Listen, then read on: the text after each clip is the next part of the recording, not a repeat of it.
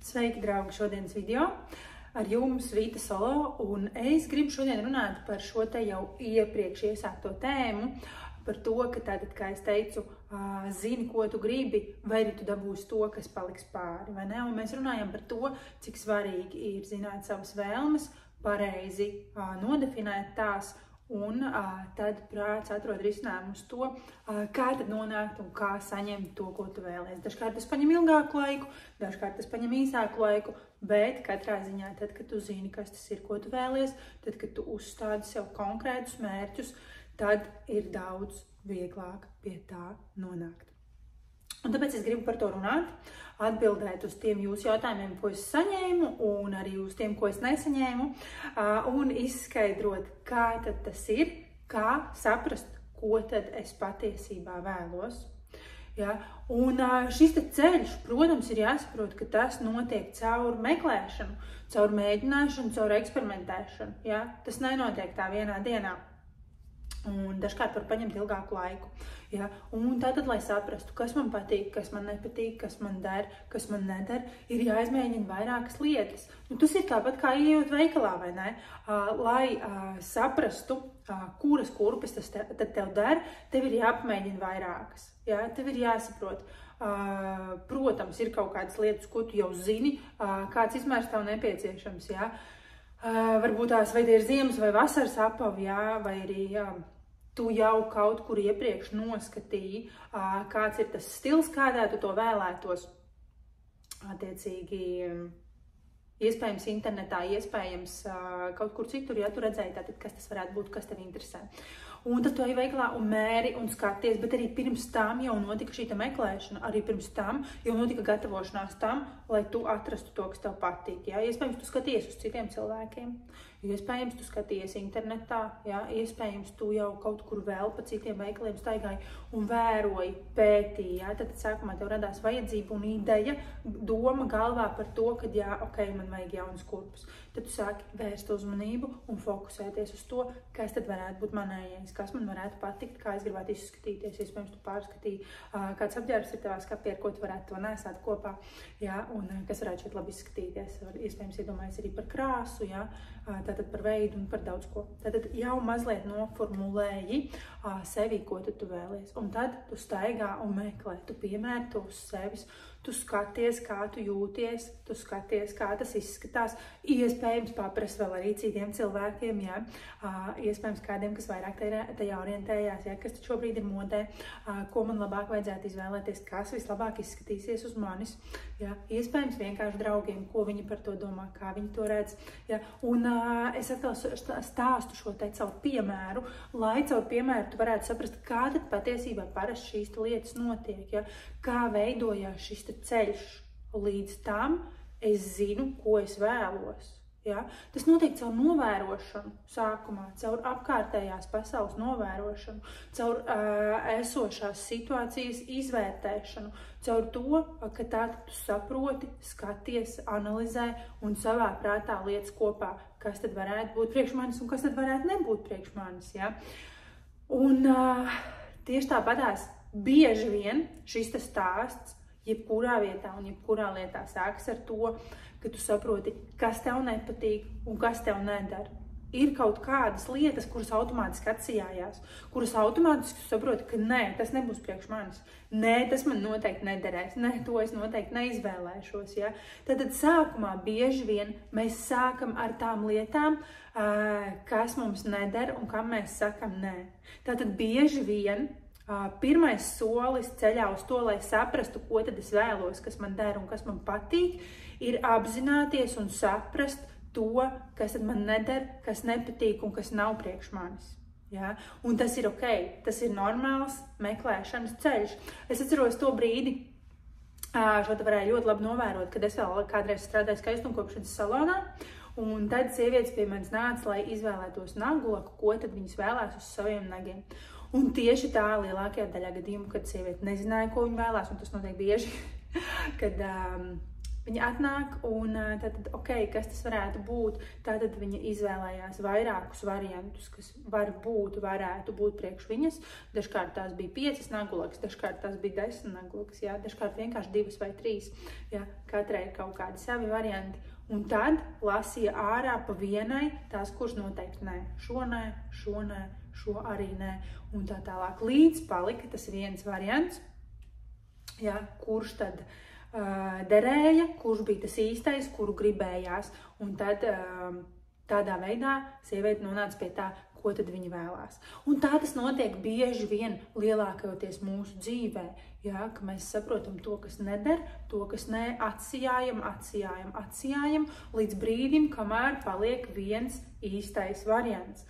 Un tas ir un tā tas notiek, un tas ir jāizmēģina. Tas ir jāizmēģina, jāapskatās, kas tad ir piedāvājumā, kas ir apkārt, jā, un ko no tā es varētu izvēlēties priekš sevis, un ko no tā es nevarētu izvēlēties priekš sevis, jā.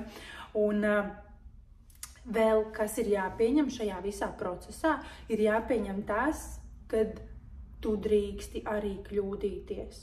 Izdarot savu izvēli un pieņemot kaut kādu lēmumu un izmēģinot to uz sevis, beigās tu vari un drīksti, un tā mēdz notikt, ja, un tas ir normāli saprast to, kad es kļūdījos, tas tomēr nav priekš manis, man nepatīk, kā es ar to jūtos, man nepatīk, kā tas izskatās, man nepatīk, kā tas darbojās, tas nav piemērots man. Un bieži vien cilvēkiem ir grūti šo te atzīt, jo tas nozīmē, ka savā ziņā rodas sajūta, ka es eju pret sevi.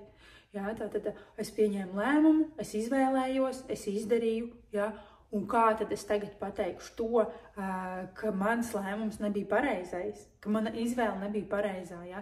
Šeit nospēlē tāds augsts egoisms, kur cilvēkam ir grūti atzīt to, ka, es kļūdījos, šis nebija priekš manis. Bet tieši tādā veidā tu vari nonākt pie tā, kas ir priekš tevis. Vienreiz uzkrāsoja nagus ne tajā krāsā vai izdarīja jebko citu, ja? Jebkurā sfērā šis te darbosies. Ja? Es šobrīd runāju atkal caur šo te piemēru. Tātad, uzkrāsoja ne tajā krāsā, pastaigāja, saprati, ka nē, tas nav priekš manis, tas man neder. Un nākamreiz vienkārši es šo kļūdu neatkārtoju. Ja? Es vairs nemēģinu sev uzvilkt, uzlikt virsū, ja? Piespiest sevi darīt kaut ko, kas nav priekš manis. Ja? Vai arī tajā pašā brīdī atzīt, ka šis nebija īsti laikam tas, ko es gribēju. Labi, uz kaut kādu laiku es šo pieņemu, kaut kādu laiku es samierināšos, bet es turpinu savus meklējumus, es turpinu mēģināt, turpinu eksperimentēt un turpinu atrast to, kas ir labākais priekš manis. Pieņemsim, kaut vai runājot par tām pašām naglakām, ja jau es šodien ar to iesāku, ja, tad es zinu, kas ir manas krāsas. Ja? Man ir kaut kāds 3 vidēji krāsas, kuras es lakoju un kuras man patīk, ar kurām es jūtos ērti un komfortabli, un es tās vairs īsti nemainu. Un ja man kādreiz uznāk šī ideja vai vēlme kaut ko paeksperimentēt un pamēģināt kaut ko citu, es to izdaru un lielākajā daļā gadījumu nožēloju. Ja? Jo patiesībā man atliek tikai uzticēties sev, uzticēties tam, ko es jau esmu atradusi, ko es esmu atklājusi par sevi un sapratusi, ja? Un vienkārši darīt. Un palikt pie tā, jā. Bet tas ir bijis laiks, tie ir bijuši mēģinājumi, tie ir bijuši eksperimenti, tās ir bijušas kļūdas, un tas ir jā. Un tieši tāpatās jebkur, kaut ar tiem pašiem apģērbiem, jā, nopērkot 20 reizes nepareizās džīnsas vai nepareizās maikas vai nepareizos apavus, jā, es saprotu arvien tuvāk ar katru šo te neveiksmīgo mēģinājumu, mēs nonākam tuvāk tam, kas tad patiesībā ir priekš mums, kas ir pareizi un kas der un kas patīk. Ja? Tātad tieši caur šīm te kļūdām mēs nonākam pie tā īstā un veiksmīgā rezultāta. Un tas ir jāsaprot un tas ir jāapzinās. Un es gribu teikt, ka šodien aizgāju vairāk tādā skaistnokopšanas tēmā, ja? Bet es gribu teikt, ka tas darbojās visur. Ja? Tas darbojās attiecībās ar cilvēkiem. Tas darbojās darbā un karjeras jautājumos. Ja? Tas darbojās hobijos un interesēs, ja, izklaidē, un visur, kur mēs ejam, tas darbojās ēdienos, ko mēs izvēlamies, ja, vietās, kur mēs atrodamies, mūzikā, ko mēs klausamies, literatūrā, ko mēs lasam, ja, vietās, kur mēs pavadam brīvo laiku, iespējams pastaigājamies vai atpūšamies, ja. jebkurā lietā, kas tev ienāk prātā, tātad tas, ko es gribu teikt, ir jāatļauj sev mēģināt, ir jāatļauj sev eksperimentēt un jāatļauj sev kļūdīties. Ja tu gribi atrast to, kas patiesībā der tev, kas patiesībā ir tas, kas ir saskaņā ar tevi. Ja? Un tas ir svarīgi. Kāpēc tas ir svarīgi? Tāpēc, ka tas ir veids, kā tu vari dzīvot komfortā ar sevi, kā tu vari justies ērti ar sevi. Ja? Un vēl viena lieta tāda, kā jau es minēju, atļaut sev kļūdīties un atzīt to, ka jā, ok, šis tomēr nederēja, mēģināsim savādāk. Tas der, tas darbojās, un tikai tā, tikai caur šiem te mēģinājumiem, tikai caur šīm te kļūdām mēs nonākam pie tā, kas tad ir īstais priekš manis un kas man der, ar ko es jūtos komfortabli, par ko es priecājos, ar ko es jūtos ērti, ja? Un tā tālāk. Un tāpēc nebaidieties, uzdrīkstieties, mēģiniet, eksperimentējiet, dariet to, kas jādara, ja? Atmetiet domas par to, ko tad citi teiks, ja? Ko viņi padomās, kā viņi ar to jutīsies. Dariet to, ko jūsu sirds jums saka, kā jūs vēlaties rīkoties, ja? Un atrodiet labāko priekš sevis, jo šī ir jūsu dzīve, ja? Un jums ir jādzīvo tā, kā jūs to vēlaties, tā kā jums ir vislabāk. Pietiek dzīvot priekš citiem, ir jāsāk dzīvot priekš sevis. To drīkst, tas ir atļauts un tas ir jādara. Tas ir labākais, ko tu vari izdarīt priekš sevis. Ar to arī šodien noslēdzam, lai jums izdodas atrast visu īsto, visās lietās, visās vietās un visur sev visapkārt. Lai jums veiksmīgi, gaidu jūsu laiku, gaidu jūsu komentārus, pierakstieties uz manu kanālu un tiekamies jau citos video.